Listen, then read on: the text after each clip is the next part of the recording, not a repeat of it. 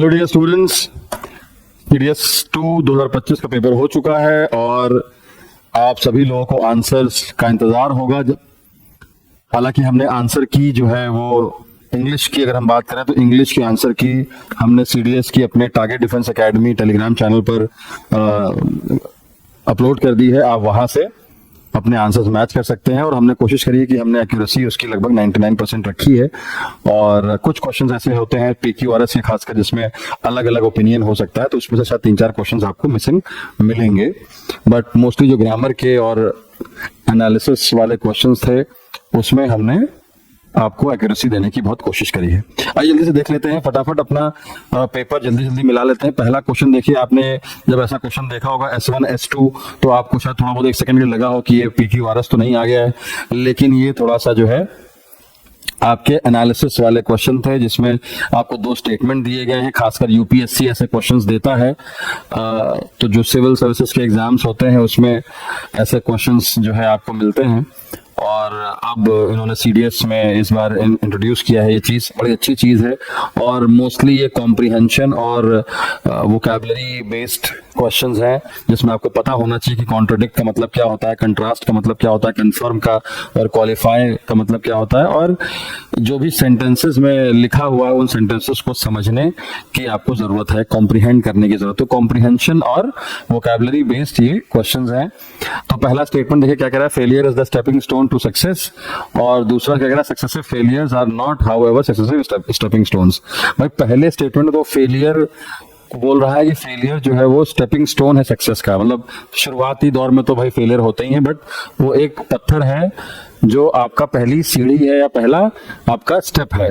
लेकिन अगले स्टेटमेंट में क्या कह रहा है कि लगातार फेलियर जो है वो लगातार सक्सेस का स्टेपिंग स्टोन नहीं है, यानी एकदम विपरीत कर दिया, ऑपोजिट कर दिया चीजों को। ठीक है, तो आंसर क्या हो जाएगा बेटा, कॉन्ट्राडिक्ट कर दिया। क्या कर दिया इन्होंने चीजों को कॉन्ट्राडिक्ट कर दिया। आंसर बेटा हो जाएगा ए। ठीक है, जल्दी से देख लेते हैं आगे। All human beings are created equal in every aspect. और दूसरे क्वेश्चन में देखिए कोरिलेट कर रहा है ऑप्शन सी। कोरिलेट का मतलब होता है कि पहली चीज को आगे बढ़ा के और बताना। ठीक है, तो इसका आंसर हो जाएगा सी, कोरिलेट्स। आगे बढ़ते हैं, question number 3, the origin of the universe has been traced to big bang theory के बारे में बात हुई कि बिग बैंग थ्योरी तक ही ट्रेस किया गया है। और अगला स्टेटमेंट है, there can be no knowledge of what existed before big bang. और बिग बैंग से पहले हमें कोई नॉलेज नहीं है कि क्या हुआ होगा या क्या होगा बिग बैंग से पहले। तो ऑप्शन मेरे हिसाब से सी होना चाहिए, establishes limits on the assertion made in the first. ठीक है, आइए देख लेते हैं अगला क्वेश्चन क्या है। अगला क्वेश्चन नंबर 4 है, The highest clouds in the skies are the most fascinating. We are most attracted to those things that are most out of reach. ठीक है, तो हाईएस्ट क्लाउड्स फैसिनेटिंग होते हैं और उसके बाद हमने क्या बताया कि हमें वही चीज अट्रैक्ट करती हैं जो हमसे दूर होती हैं।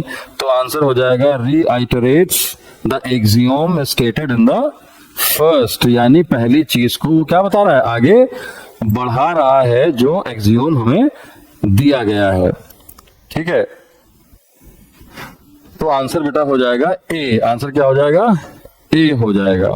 अगला है क्वेश्चन नंबर 5, इसका आंसर हो जाएगा A, correlates at the first, क्योंकि आगे की चीजों को बता रहा है। A 4 stroke engine is more efficient, 4 stroke वाला इंजन ज्यादा एफिशिएंट होता है। और फिर बताया है 2 stroke engine has been phased out to protect the environment. और उसके आगे की चीज बताइए कि वो क्यों उसको हटा दिया गया, तो कोरिलेट्स टू द फर्स्ट हो जाएगा। अगला क्वेश्चन है, bottled water is safer than tap water. और फिर क्या बोला, in many countries tap water is fed to babies. ठीक है, तो एक तो बताया कि बॉटल वाटर सेफर होता है और दूसरी तरफ क्या बताया कि भाई फॉरेन कंट्रीज में, मनी कंट्रीज में तो बहुत सारे बच्चों को ये पानी दिया जाता है। तो बेटा क्या हो जाएगा, कॉन्ट्रास्ट हो गया। क्या हो गया, कॉन्ट्रास्ट हो गया, अलग अलग चीजें बताई जा रही हैं। आंसर हो जाएगा सी। ठीक है, आगे देखते हैं। पीकॉक इंडिया की नेशनल बर्ड है और ग्रेट इंडियन बस्टर्ड और स्टेट की बर्ड है। ठीक है, तो ये क्या हो गया, provides additional information to what is contained in the first. है ना, पहले में जो चीज बताई गई उसी की आगे की चीज बताई गई है इसमें। आंसर हो जाएगा ए।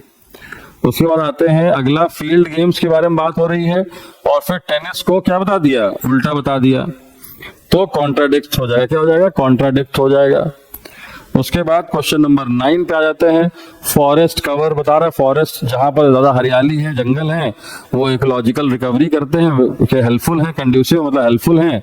और S2 में बता रहा है अनचेक्ड अर्बनाइजेशन, अगर अर्बनाइजेशन को हम चेक नहीं करेंगे, पेड़ काट काट के हम घर बनाते रहेंगे, तो एनवायरमेंट का क्या हो जाएगा, डिग्रेडेशन हो जाएगा, है ना। तो आंसर क्या हो जाएगा, कोरिलेट्स टू द फर्स्ट हो जाएगा, आंसर हो जाएगा ए।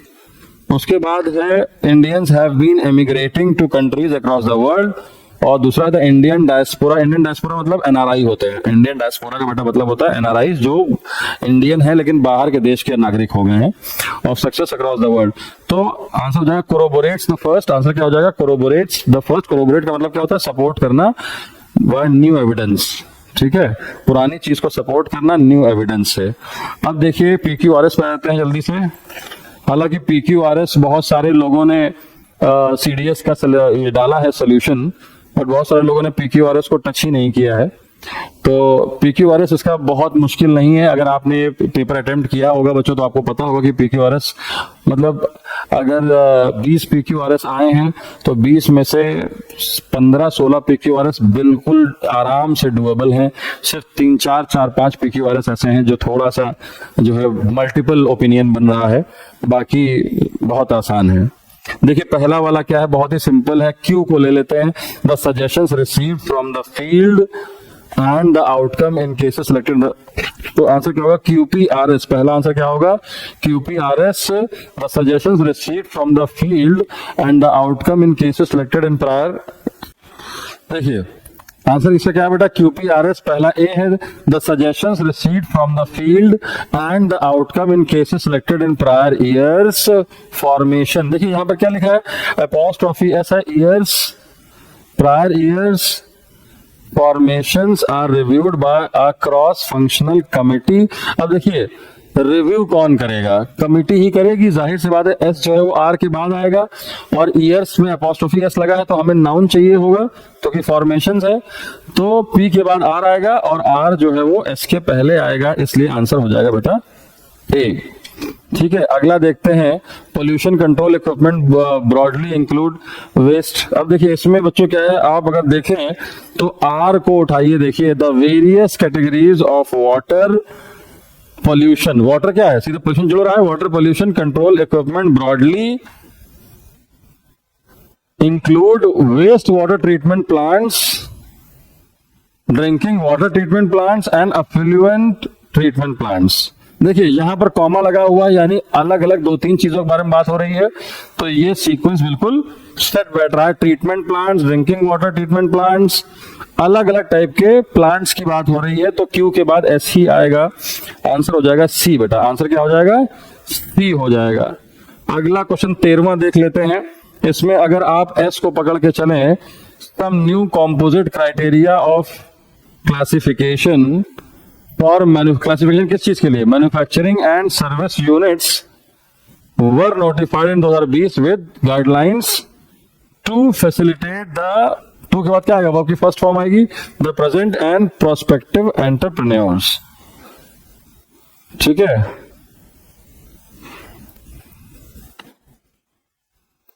तो आंसर हो जाएगा बेटा सी। आंसर क्या हो जाएगा, सी हो जाएगा। 14th को देख लेते हैं, 14th का बेटा आंसर होगा डी। देखिए क्यों, क्योंकि हमारा पहला स्टेटमेंट एस बन रहा है, in the entrepreneurship domain. Entrepreneurship domain में क्या होता है, the policy seeks to educate and equip potential entrepreneurs both within and outside. देखिए आर के बाद पी आएगा, ठीक है, आर के बाद पी ही आएगा, वो पी आखिरी स्टेटमेंट होगा, विद इन एंड आउटसाइड, अंदर और बाहर दोनों सिस्टम में। तो आंसर बेटा हो जाएगा डी। 15वां देख लेते हैं। 15वां क्वेश्चन को अगर हम देखें, सी को देख लें बेटा, तो इसमें देखिए आर क्या कह रहा है, नेशनल स्किल डेवलपमेंट कॉर्पोरेशन से शुरू हो रहा है, under the aegis of MSDE has been. अब हैज बीन के वर्ग की थर्ड फॉर्म आएगी, या ING आएगा, तो हैज बीन के बाद क्या आया, पी आया, हैज बीन ऑर्गेनाइजिंग रोजगार मेलाज। अब जो रोजगार मेलाज ऑर्गेनाइज कर रही है across the nation for providing suitable job. Melas किस लिए होते हैं, जॉब देने के लिए। बिल्कुल सिंपल सा आंसर था, आंसर हो जाएगा इसका सी। ठीक है, आगे बढ़ते हैं। अब देखिए क्वेश्चन नंबर 16 में क्या है।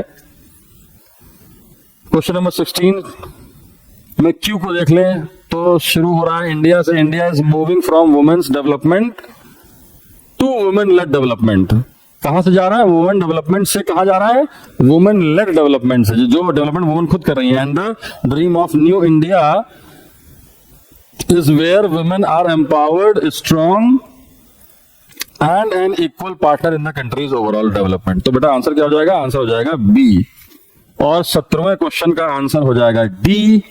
ठीक है, क्यों? क्योंकि देखिए कनेक्शन सही बन रहा है। क्यू को उठा ले। Ujjwala 2.0 was launched in 2021 to provide, क्या करने के लिए? To provide. तो बहुत ही सिंपल सा आंसर था इसका। 18वें का देख लेते हैं। क्यू से शुरू करते हैं। एनवायरमेंटल इंपैक्ट असेसमेंट क्या होगा? Is a planning tool. Environment impact assessment क्या है? Is a planning tool to integrate environment concerns into the developmental process from initial stage of planning. ठीक है, तो आंसर हो जाएगा बी। 18वें का आंसर क्या होगा? बी। और 19वें का आंसर बेटा क्या होगा? ए होगा। बहुत ही सिंपल है, देखो hours of content are shown in a way का क्या आएगा? that may push the viewers to think that, to के वर्ग की फर्स्ट फॉर्म आएगी, है ना? तो आंसर हो जाएगा बेटा 19 का ए। 20 का आंसर क्या होगा? 20 का आंसर भी बेटा बहुत सिंपल है। अगर आप देखें तो नाउन यहां शुरू हो रहा था, ministry extends financial support to individuals और कॉमा ग्रुप ऑफ इंडिविजुअल। देखिए इंडिविजुअल को कर रही है, ग्रुप ऑफ इंडिविजुअल कर रही है, एंड कल्चरल ऑर्गेनाइजेशन को कर रही है। ठीक है, engaged in performing visual and literary arts in the field of intangible heritage. तो आंसर बेटा क्या हो जाएगा? ए। आंसर क्या हो जाएगा? ए हो जाएगा। अब देखिए यहाँ पर नाउन पहचानने वाला काम आ रहा है, यानी कि identification of parts of speech आ है। बहुत ही अच्छे क्वेश्चंस हैं, आपके एनडीए में भी आते हैं, सीडीएस में भी आते हैं। हैप्पीनेस हमें बताना है क्या है, तो सबको पता है कि हैप्पीनेस एब्स्ट्रैक्ट नाउन है। आंसर हो जाएगा बी। और आई वंडर, वंडर यहाँ आई के बाद आया है तो क्या हो जाएगा? वर्ब। सवेरे के बाद हमेशा वर्ब आता है। एवरी यहाँ पर बेटा क्या है? एवरी यहाँ पर बेटा डिस्ट्रीब्यूटिव न्यूमरल एडजेक्टिव है, जो हमें बताया कि कोई भी नाउन है वो कौन है, कितने हैं, तो सबको मिला, किसी को नहीं मिला। ठीक है, अगला है the righteous always. The righteous जो है बेटा वो प्लूरल नाउन है। आंसर होगा ए, क्योंकि देखिए ऑलवेज क्या लिखा है? एमर्ज लिखा है। Always emerge. एमर्ज क्या है? प्लूरल है। इसका मतलब हमारा नाउन भी क्या है? प्लूरल है। तो आप इतना दिमाग लगा कर सकते हैं, तुरंत आपको आंसर मिल जाएगा, प्लूरल नाउन हो जाएगा। क्वेश्चन नंबर 25 का आंसर बेटा क्या है? क्वेश्चन नंबर 25 आपका एवरी यहाँ बताया गया है, तो एवरी यहाँ पर एडजेक्टिव है। ठीक है, आइए आगे बढ़ते हैं। Question number 26।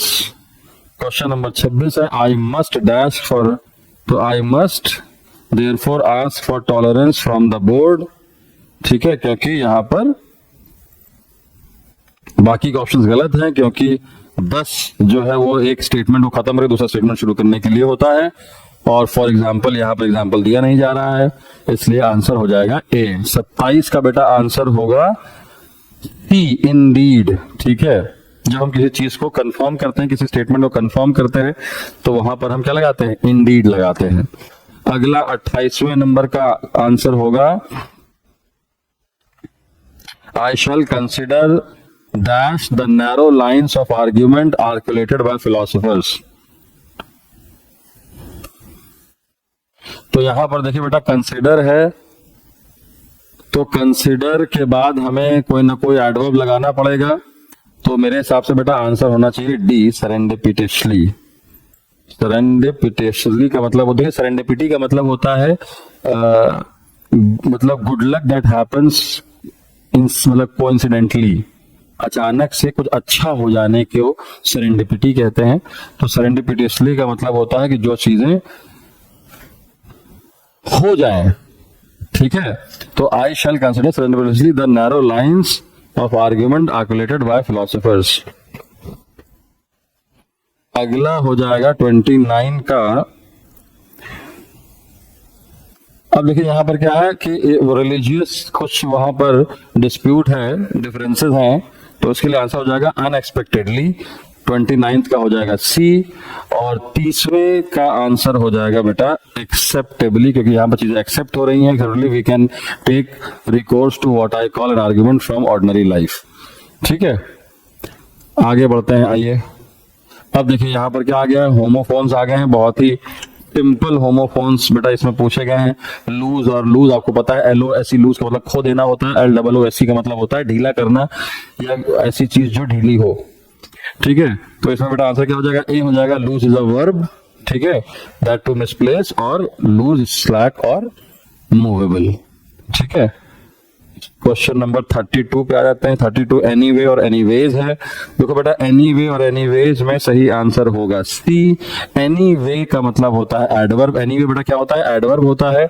और एनी और वे जो अलग अलग लिखा जाता है वो एक फ्रेज होता है। ठीक है, एनीवे का मतलब होता है रिगार्डलेस, कि अच्छा एनीवे छोड़ो, हटाओ, जाने दो, रिगार्डलेस कि चलो जो हुआ हो हुआ, जाने दो, छोड़ो। और एनीवे का मतलब होता है कि any manner, is there any way, is there any way to do this thing, क्या कोई और तरीका है, कोई मेथड है। तो इसलिए आंसर बेटा हो जाएगा इसका सी। ठीक है, क्वेश्चन नंबर 33 पे आते हैं। अल्यूजन और इल्यूजन बहुत ही कॉमन था बेटा, इसको मैंने अपने ऑनलाइन क्लास में पढ़ाया था। ए इसका आंसर होगा। Allusion is a noun that has implied reference.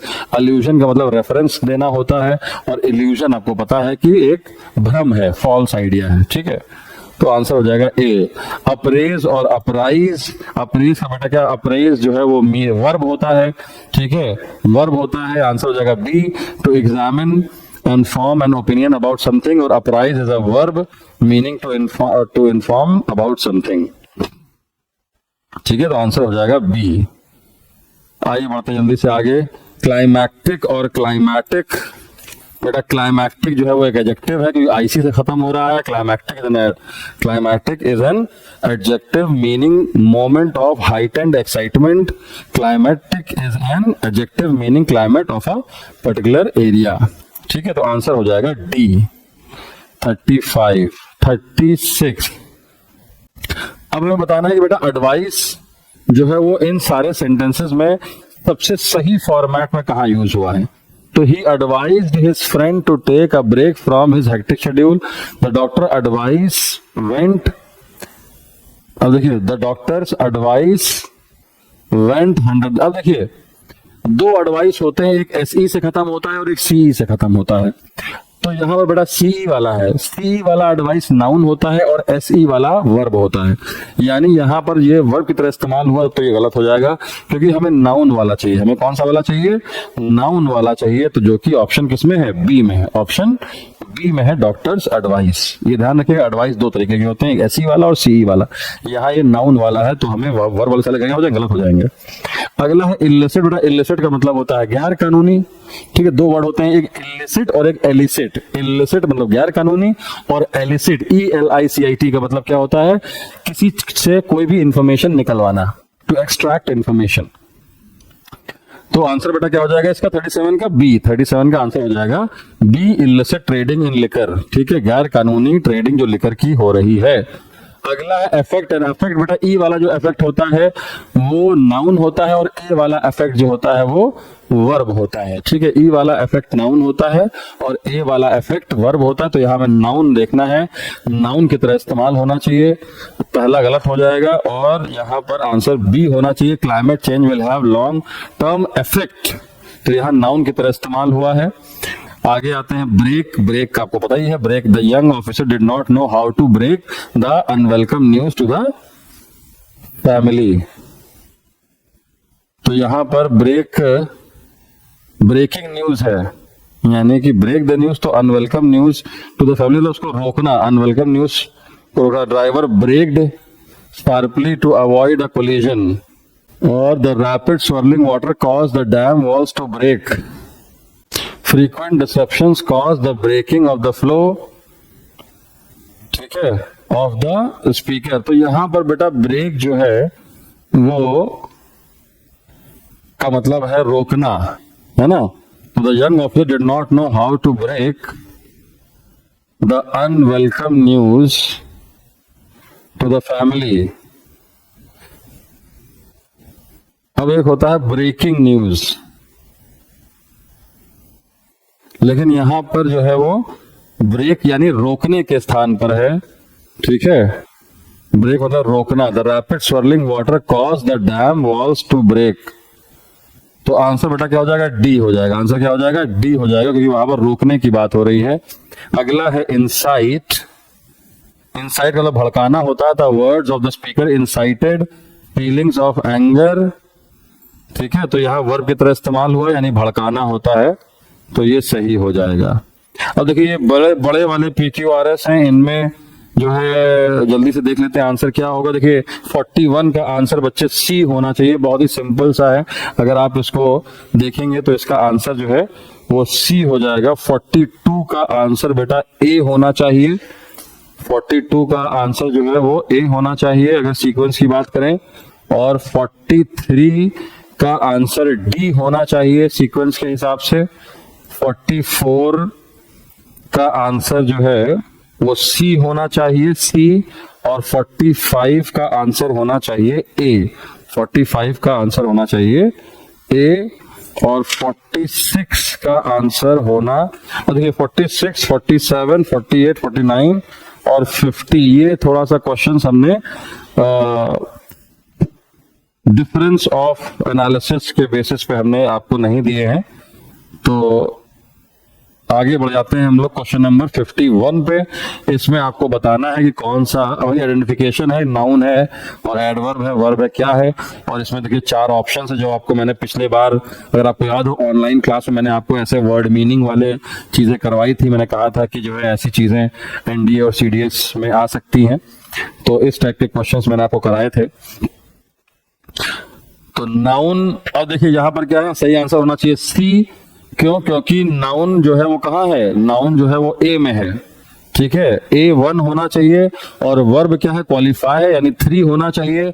और एडवर्ब क्या है, कंडीशनली, तो 2 होना चाहिए। तो आंसर क्या हो जाएगा, सी हो जाएगा। तो 51 का बेटा सी हो जाएगा और 52 का भी सी हो जाएगा। 52 का भी सी हो जाएगा। 53 का बी होगा। 53 का क्या होगा, बी होगा। 54 का होगा सी। 54 का क्या होगा, सी होगा, क्योंकि नाउन कहां है हमारा, ए का 2 होगा। डुप्लीकेशन हमारा नाउन है और वर्ब हमारा क्या है, डुप्लीकेट है, डुप्लीकेट एडजेक्टिव है। और ड्यूपल हमारा क्या है, वर्ब है, यानी कि बी हमारा B3 होना चाहिए, डुप्लीकेट। और एडजेक्टिव हमारा हो गया 4। एडजेक्टिव हमारा हो गया 4। तो आंसर क्या हो जाएगा, सी हो जाएगा। आंसर हो जाएगा सी। 55 का बेटा आंसर होगा बी। 55 का आंसर होगा बी। अब आ जाते हैं 56 पर। 56 में आंसर होगा डी, क्योंकि नाउन जो है वो क्या है, नाउन है आपका स्पेक्टेटर, यानी 3। और वर्ब है आपका एक्सपेक्टेड और एडवर्ब है आपका एक्सट्रीमली। तो बिल्कुल सिंपल था ये। 57 का आंसर बच्चों होगा ए होगा। 57 का आंसर ए होगा, क्योंकि नाउन जो है वो हियरिंग है और वर्ब जो है वो हियर है। ये बिल्कुल ही आसान था। उसका 58 में आंसर होगा ए। 58 का आंसर होगा ए, क्योंकि नाउन जो है क्या है, वो नॉलेज है, ठीक है। और वर्ब क्या है, नो है। और एडवर्ब क्या है, नोइंगली है। तो बहुत ही सिंपल था ये। उसके बाद आ जाते हैं क्वेश्चन नंबर 59 पर। 59 में नाउन क्या है बेटा, नाउन है आपका कॉजिटेशन। TION से जो शुरू होता है वो बेटा नाउन होता है, खत्म होता है जो वो नाउन होता है।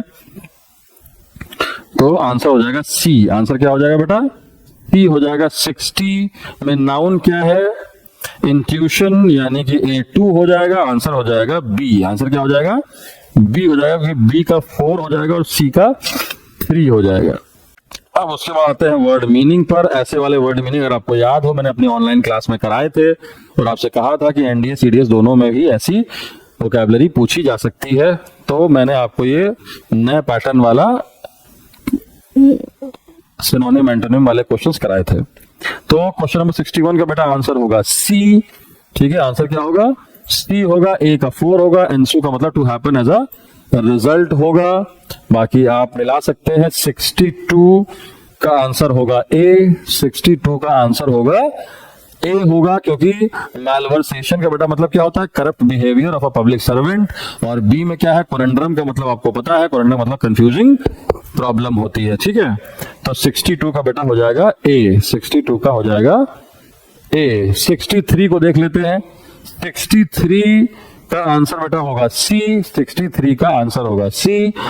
क्यों? क्योंकि ए का होगा टू, इम्पगन का मतलब होता है एक्सप्रेसिंग डाउट्स अबाउट समथिंग, और बी में 3 है, यानी कि स्प्यू का मतलब flowing out of something in a forceful way. Simple meaning आप मिला सकते हैं इससे, क्योंकि ये थोड़ा सा अच्छे लेवल के मीनिंग थे, और ये मीनिंग बेटा आपको याद ही करने पड़ेंगे। अगली बार जो हमारा 2026 का CDS का एग्जाम होगा उसके लिए आप रेडी रहिएगा। मैं आपको ऐसी अच्छी वोकैबुलरी बना के दूंगा जो आपके पेपर में फंसेंगी। तो 64 का बेटा आंसर हो जाएगा सी। 65 का आंसर हो जाएगा ए। 65 का आंसर क्या होगा? ए हो जाएगा। 65 का आंसर हो जाएगा ए। और 66 का आंसर होगा सी। 66 का आंसर होगा सी होगा। 67 का आंसर हो जाएगा डी। 67 का आंसर हो जाएगा डी। और 68 का आंसर होगा ए। 68 का आंसर क्या होगा? ए होगा। और 69 का आंसर होगा सी। 69 का आंसर होगा सी। और 70 का आंसर होगा बी। 70 का आंसर क्या होगा? बी होगा। आइए क्लोज टेस्ट देख लेते हैं। बहुत ही सिंपल सा और आसान सा क्लोज टेस्ट आया था। मुझे उम्मीद नहीं थी कि CDS में इतना आसान क्लोज टेस्ट आएगा। देखिए बहुत सिंपल सा क्लोज था। इट इज इंक्रीजिंगली, अब it is increasingly, it is का इस्तेमाल हुआ है, सब्जेक्ट है नहीं, पैसिव वॉइस का सेंटेंस है, एडवर्ब लगा है, हमें क्या लगाना पड़ेगा? वर्ब लगाना पड़ेगा बेटा। क्या लगाना पड़ेगा? Verb. Is, am, are, was, were के बाद वर्ब आता है ना, पैसिव फॉर्म में थर्ड फॉर्म आती है। तो इट इज इंक्रीजिंगली रिकॉग्नाइज्ड, ऐसा पता चला है, रिकॉग्नाइज किया गया है, जाना गया है, that learning levels within many countries are highly unequal. This must be happening because of institutional features of school systems। अब देखिए मस्ट का हमने इस्तेमाल क्यों लगाया?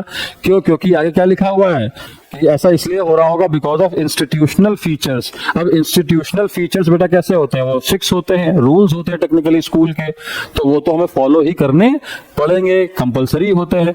तो जो चीजें कंपलसरी होती हैं उसके लिए हम क्या लगाते हैं? मस्ट लगाते हैं। शुड तो करना चाहिए में मतलब हो सकता है, और टू तो नैतिक कर्तव्यों को लगाते हैं। तो यहाँ पर वो चीजें हैं जिनसे हम बच नहीं सकते, इसलिए हमने मस्ट लगाया है। ठीक है। Happening because of institutional regional diversity in, regional diversity, diversity किसमें होगी? इन होगी, इन एक्सपेंडिचर और पॉलिटिकल एंगेजमेंट। उसके बाद 74 क्या होगा? इन इक्वल, जब चीजें जो है बराबर ना हो, in equal access to education. ठीक है। अनइक्वल नहीं होता है बेटा, आंसर इन इक्वल होगा। उसका मैं आपको एक और प्रमाण दे देता हूं कि इन इक्वल क्यों होगा।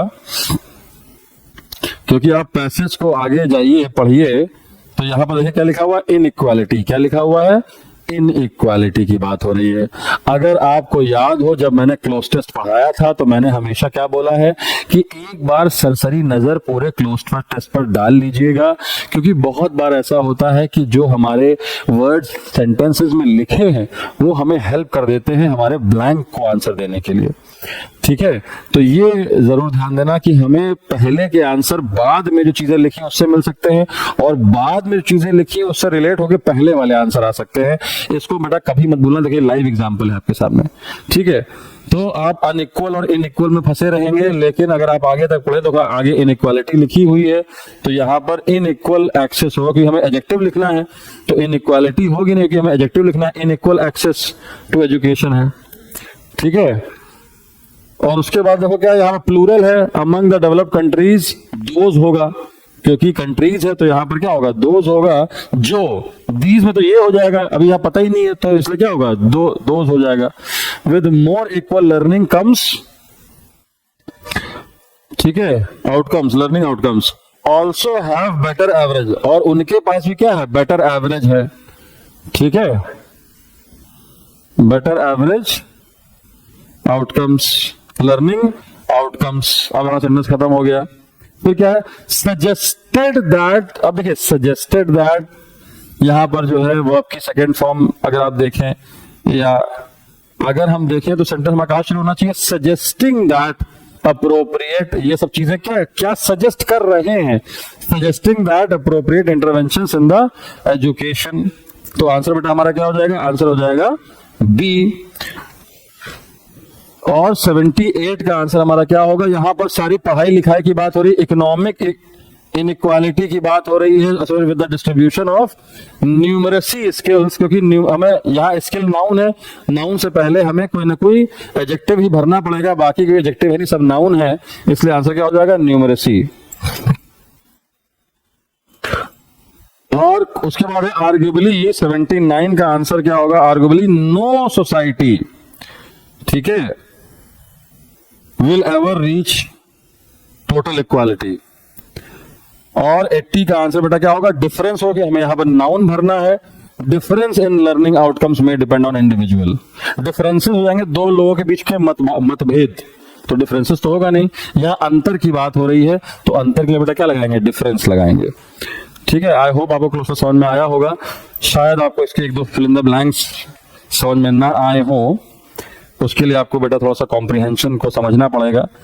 तो 81 का आंसर बेटा एवरी होगा, ठीक है, क्योंकि नॉट लगा हुआ है, तो नॉट के साथ पहली बात तो यहाँ पर मेटल्स है तो ऑल और ऑल हो नहीं सकता, क्योंकि यहाँ पर सिंगुलर नाउन लिखा हुआ है, और नॉट के साथ जो है हम सिर्फ एवरी ही लगा सकते हैं, बाकी लगा नहीं सकते, इसलिए आंसर क्या हो जाएगा, आंसर हो जाएगा एवरी, बी।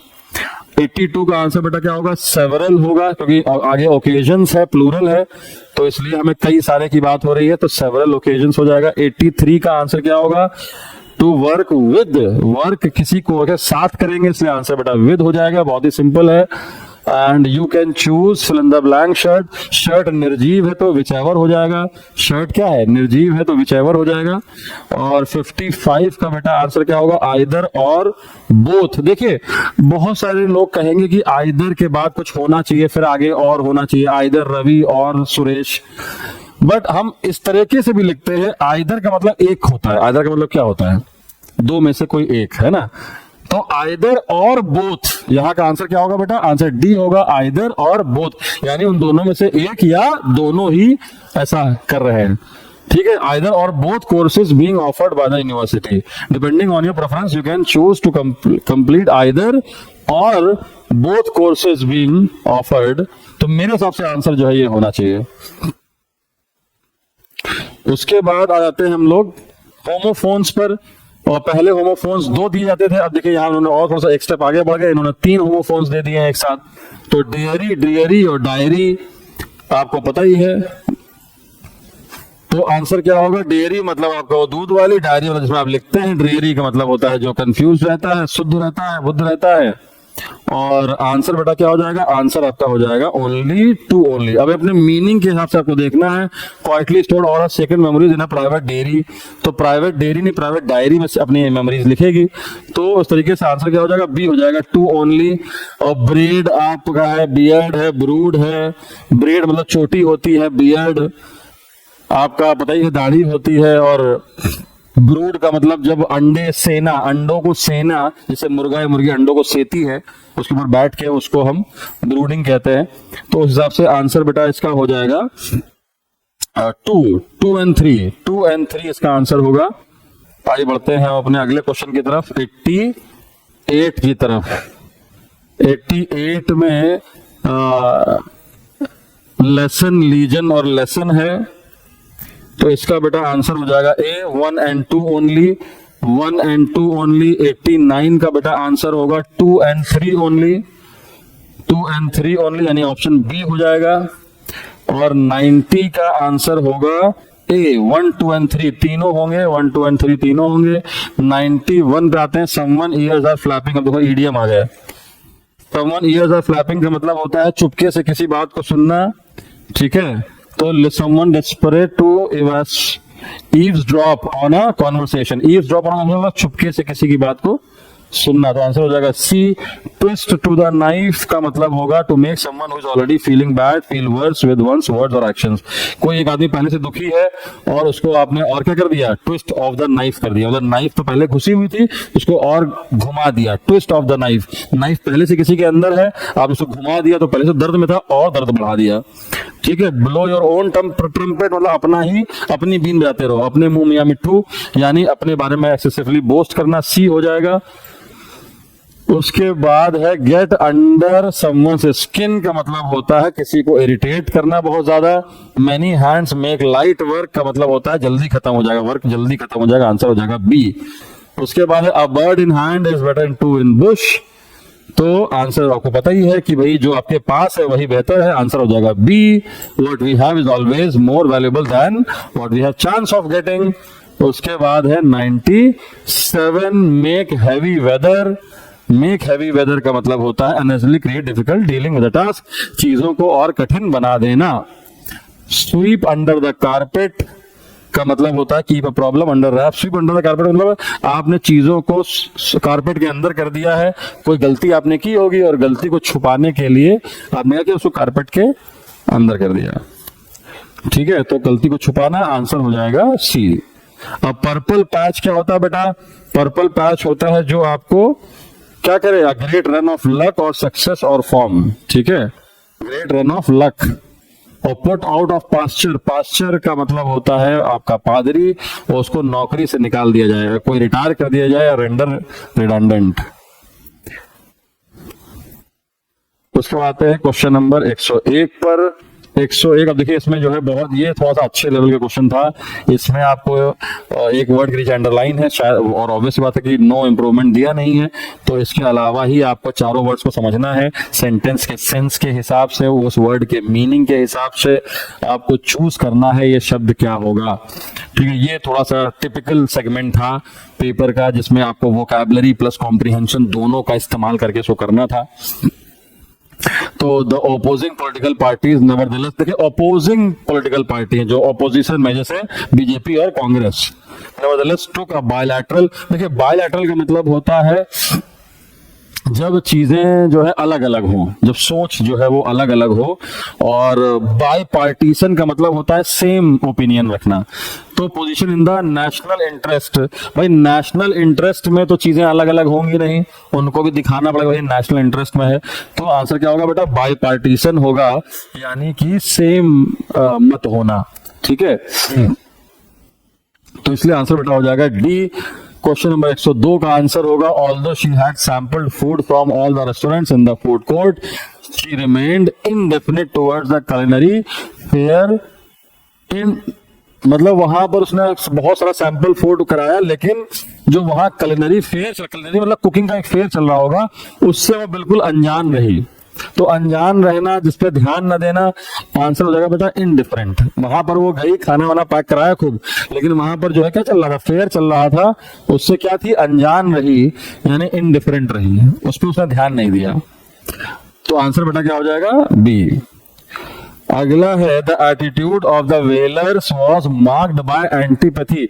जो वेलर्स थे, जो वेल्स को पकड़ते होंगे, तो उनका जो एटीट्यूड था वो किससे चीज से दर्शाया गया, towards the marine life they had to encounter. जो मरीन लाइफ, महीनों समंदर में रहना, तूफान को झेलना और वेल को मछली पकड़ना, ये सब मतलब हल्के फुल्के कलेजे वाले आदमी का काम नहीं है। तो आंसर क्या हो जाएगा, एनिमस होगा इसका आंसर बेटा। एनिमस का मतलब होता है मोटिवेशन टू डू, ठीक है, किसी चीज को करने का जो मोटिवेशन होता है उसको एनिमस कहते हैं। तो the attitude of the whalers was marked by animus towards the marine life they had to encounter. तो मरीन लाइफ के प्रति जो उनका एटीट्यूड था, जो उनका क्या था, मोटिवेशन था, उसकी वजह से वो काम कर पाते थे, ठीक है। बाकी सिंपैथी अभी तो दुख दर्द दूसरे के बांटने के लिए होता है, इंडिफरेंस तो बिल्कुल भी नहीं होगा, ठीक है। तो डिलीजेंट का मतलब मेहनती होता है, बहुत ही सावधानी से काम करने वाला, हार्ड वर्किंग। जबकि यहाँ पर क्या हो रहा है कि family was rendered diligent due to the cash in the share market, due to the crash. Crash होगा तो लोग क्या हो जाएंगे, मेहनती हो जाएंगे, नहीं, वो गरीब हो जाएंगे। जब क्रैश हो जाएगा मार्केट तो लोग, फैमिली क्या हो जाएंगे, गरीब हो जाएंगी। तो आंसर हो जाएगा इंडिजेंट। इंडिजेंट का मतलब क्या होता है बेटा, गरीब होता है। तो आंसर हो जाएगा ए। 104 का आंसर हो जाएगा ए। 105 को देख लेते हैं। यहां पर इम्पैशनेट नहीं होगा बेटा, डिस्पैशनेट होगा, ठीक है। इम्पैशनेट का मतलब होता है जो बहुत ज्यादा कंट्रोल में ना हो, ठीक है, अपने इमोशंस के। जबकि यहां क्या हो रहा है कि टेम्परेंस की बात हो रही है, यानी कि जिसका जो है कंट्रोल होता है इमोशंस पे, ठीक है। तो इसका तो विसिटिव्स का मतलब होता है जिंदगी के जो उतार चढ़ाव होते हैं, कि आज गम है, आज खुशी है, आज मुश्किल आ गई, आज ये हो गया, तो उसको विसिट्यूड्स ऑफ लाइफ कहते हैं। ठीक है। तो जो आदमी को अपने अंदर पे कंट्रोल होता है वो जिंदगी के उतार चढ़ाव में कैसा रहता है? शांत रहता है। तो डिस्पैशनेट का मतलब होता है काम, शांत। ठीक है। तो वो जिसको अपने टेम्परेंस पे कंट्रोल होता है तो वो जिंदगी के उतार चढ़ाव में क्या रहता है? शांत रहता है, वो घबराता नहीं है। तो डिस्पैशनेट हो जाएगा। क्या हो जाएगा? डिस्पैशनेट हो जाएगा। आगे बढ़ते हैं अपने क्वेश्चन नंबर 106 पर। क्वेश्चन नंबर 106 में पोस्ट स्क्रिप्ट की बात हो रही है। यहां बोल रहा है कि clearly an earlier manuscript had been replaced by new one. तो जब चीजें किसी एक के ऊपर रिप्लेस कर दी जाती हैं तो उसको बेटा पैलिम्सेस्ट कहते हैं। क्या कहते हैं? पैलिम्सेस्ट कहते हैं। पोस्ट स्क्रिप्ट का मतलब होता है किसी चीज के लिखने के बाद कुछ ऐड किया गया हो। ठीक है। मैन्युस्क्रिप्ट मतलब हाथ से लिखी हुई चीज, और पोस्ट स्क्रिप्ट का मतलब पूरी स्क्रिप्ट लिखने के बाद अगर थोड़ा सा कुछ ऐड किया गया तो पोस्ट स्क्रिप्ट है। यहां बोल रहा है कि उसको क्या किया गया है? उसके ऊपर दोबारा रिप्लेस किया गया है। तो रिप्लेस जो है वो पैलिम्सेस्ट होता है, रिप्लेस करना। ठीक है। और पतीशे तो कॉपी करना होता है, तो इसलिए आंसर हो जाएगा बी। 107 का बेटा आंसर होगा सी, प्लेगियरिज्म, क्योंकि यहां चोरी करने की बात हो रही है। तो प्लेगियरिज्म किसी की आर्ट या कोई लिखी हुई चीज को, साहित्य को कॉपी करना। 108 का बेटा आंसर होगा पैटर्नलिस्टिक। पैटर्नल मैनर नहीं होता है, पैटर्नल जो है उसकी जगह एडजेक्टिव लगाना पड़ेगा, पैटर्नलिस्टिक मैनर। ठीक है। क्योंकि हमें एडवर्ब चाहिए कि कौन सा मैनर में, पैटर्नलिस्टिक मैनर में विद द सबऑर्डिनेट्स। तो पैटर्नल नहीं, पैटर्नलिस्टिक होगा। 109 का बेटा आंसर होगा परफंक्टरी ग्लांस। ठीक है। जो अचानक से ग्लांस देते हैं उसको रिफ्लेक्टिव नहीं, यहां पर परफंक्टरी ग्लांस होना चाहिए। आंसर होगा ए। और 110 का आंसर होगा gratuitous, because they were done without good reason. ठीक है। तो आंसर हो जाएगा आपका बी। अब आते हैं स्पॉटिंग एरर पर। पहला स्पॉटिंग एरर बेटा क्या है? देखो यहां यूनिक लिखा है, और यूनिक के पहले एन नहीं, क्या आता है? आता है। Demanded a unique excuse. ठीक है। देखो ये बहुत सिंपल सा क्वेश्चन था, आर्टिकल क्वेश्चन था। The visiting school children went around the lake during trip to the famous lake city. ठीक है। तो यहां पर क्या होगा? ड्यूरिंग ट्रिप नहीं, during a trip to the famous lake city होगा, क्योंकि यहां पर सिंगुलर नाउन है तो वो कोई भी ट्रिप हो सकती है। तो during a trip to the famous lake city, during the trip to famous lake city. तो आंसर बेटा हो जाएगा C. The unfair distribution of assets went around the lake, sorry, of assets among the family members angered the more hardworking members of the family owned firm। तो यहां पर बेटा among the family members नहीं होगा, यहां पर मेरे हिसाब से between the family members होगा, क्योंकि अगर एक ही चीज में जुड़े हुए चीजों में आपस में चीजें बांटी जाती हैं तो among नहीं, between ही लगता है। कुछ लोग ये भी कह रहे हैं कि यहां पर फैमिली मेंबर्स नहीं होगा, मेंबर्स ऑफ द फैमिली होगा। तो थोड़ा कॉन्ट्रडिक्शन है चीजों में। तो फिलहाल गलती जो है वो बी में ही है, गलती जो है वो बी पार्ट में है। 114 को देख लेते हैं। 114 में आंसर क्या होगा?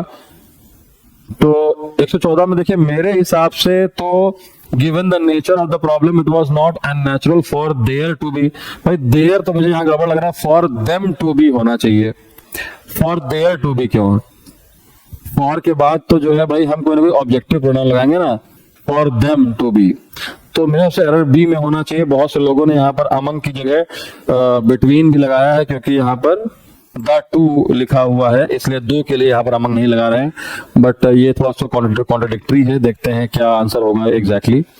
अगला क्वेश्चन है कि ही एम्फसाइज्ड। अब देखिए यहाँ सीखने के बाद एम्फसाइज के बाद कोई प्रपोजिशन इस्तेमाल नहीं होती है।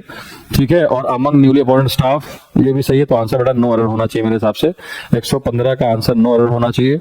116 द ऑफिसर मार्वल्ड एट। मार्वल्ड के हमेशा बेटा एट लगता है, तो ये बिल्कुल सही है। ठीक है।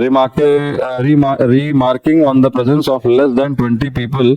और देखो लेस देन 20 पीपल की जगह यहाँ 20 पीपल काउंटेबल है, तो फ्यूअर देन 20 पीपल होना चाहिए। ठीक है, क्योंकि काउंटेबल अनकाउंटेबल एडजेक्टिव का क्वेश्चन है ये। क्वेश्चन नंबर 17 को 117 देख लेते हैं। The entire attention of the visiting dignitary centred. जब भी देखो सेंटर्ड की बात करेंगे तो स्पेसिफिक जगह की बात हो रही, सेंटर्ड अराउंड नहीं, सेंटर्ड ऑन होना चाहिए, centred on the craft work on display. ठीक है, ये मुझे लगता है गलती होनी चाहिए। अगला क्वेश्चन 118 है। A group of wayfaring tourist who had, अब देखिए मैंने आपको पढ़ाया था कि रिलेटिव प्रोनाउन के बाद क्या होना चाहिए, वर्ब प्लूरल हो जाना चाहिए, क्योंकि यहां पर ये टूरिस्ट के हिसाब से वर्ब लगेगा तो आंसर हैव हो जाना चाहिए, आंसर हो जाएगा सी। और 119 का आंसर होगा बेटा, यहां पर मोस्ट फेवरेट लिखा है तो फेवरेट पहले से ही अपने आप में बेस्ट है, तो उसका आगे मोस्ट लगाने की जरूरत नहीं है, तो आंसर हो जाएगा सी। और 130वां बेटा नो एरर है, इसमें कोई गलती, 120वें में नो एरर है, कोई गलती नहीं है।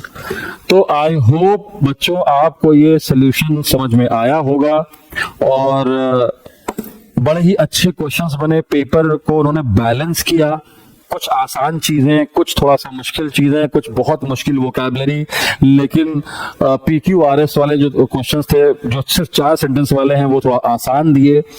ठीक है, वो बहुत ही आसानी से हो रहे हैं। तो कहने का मतलब है कि एक अच्छा बैलेंस बना के रखा यूपीएससी ने CDS के इंग्लिश के पेपर में। और जो इस पेपर से मेरा निचोड़ निकलता है वो ये निकलता है कि इस पेपर को बेहतर तरीके से वो व्यक्ति कर पाया होगा जिसने वोकैबुलरी, कॉम्प्रिहेंशन और ग्रामर का बढ़िया से बैलेंस बनाया होगा। जिसने सिर्फ ग्रामर पढ़ी होगी उसको करने में बहुत दिक्कत आई होगी, क्योंकि बहुत सारा पोर्शन वोकैबुलरी बेस्ड है, आपने देखा आपने। ठीक है, चाहे होमोफोन्स हो, चाहे वो सिनोनिम हो, और वो थोड़ा लॉजिकल वाले जो क्वेश्चंस है, स्टेटमेंट वाले। तो कॉम्प्रिहेंशन और वोकैबुलरी का पोर्शन मुझे लगता है थोड़ा ज्यादा था, और ग्रामर का पोर्शन थोड़ा सा उतना अच्छा नहीं था, उतना मतलब ज्यादा नहीं था। ठीक है, अच्छा था, उतना ज्यादा नहीं था। तो बच्चों मेरी आप लोगों से सलाह यही है, हालांकि मैं इसका कट ऑफ का भी वीडियो बना चुका हूं, आप उसको भी देख सकते हैं। तो मेरे हिसाब से जो है रिटर्न की कट ऑफ आई बिलीव 90 के आसपास जानी चाहिए OTA की, अगर हम बात करें तो बाकी और अलग अलग सेगमेंट्स के लिए मैंने आपको एक अलग से वीडियो बना के दिया, सो जरूर देखिएगा कट ऑफ्स का। बाकी अगला हमारा CDS है 2026 CDS 1 के लिए। उसके लिए बच्चों हम एक बहुत ही रिगरस बहुत जल्द क्लास शुरू करेंगे, अपनी ऑनलाइन क्लास, जिसमें मैं आपको कॉम्प्रिहेंशन, वोकैबुलरी और ग्रामर तीनों लेके चलूंगा, और आपको इस पेपर को करने में कोई समस्या नहीं होगी। जो आने वाला पेपर है CDS का, एक अच्छी रिफाइंड तैयारी हम करेंगे। तो आई होप आज का क्लास आपको अच्छा लगा होगा, और इस क्लास को अगर आपको अच्छा लगे तो अपने दोस्तों के साथ शेयर करिएगा, ताकि मैक्सिमम लोगों तक सही आंसर्स पहुंचे। फिलहाल आज के लिए इतना ही। जय हिंद, टेक केयर।